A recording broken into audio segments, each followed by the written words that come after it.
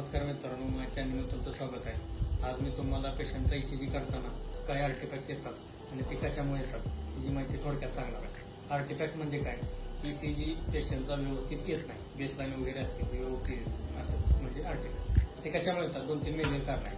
त्यातलं पहिलं कारण म्हणजे जे चेस्टलेट लावतो आपण किंवा जे लावतो तर ते व्यवस्थित न बसणे, ते प्रॉपर प्लेसमेंट न होणे.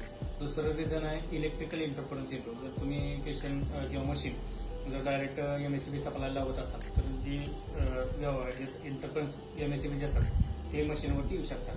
ते परत ॲम्प्लिफाय होत नाही, मशीनवर पेपरवर तसेच येतात. आणि तिसरं कारण म्हणजे पेशंट मुवमेंट. तुम्ही चेस्टील लावल्या आणि बरोबर ECG डिटेक्ट करत असताना पेशंट आला की व्यवस्थित ECG येत नाही. हे 2-3 मेजर कारण आहेत. त्यामुळे तुम्ही काळजी घ्या ECG काढताना, जेणेकरून व्यवस्थित ECG आला पाहिजे. ECG का व्यवस्थित आला पाहिजे? आणि ECG व्यवस्थित आला तर पेशंटचं डायग्नोस्टिक व्यवस्थित होतं आणि त्याप्रमाणे त्याची पुढची ट्रीटमेंट त्यावरती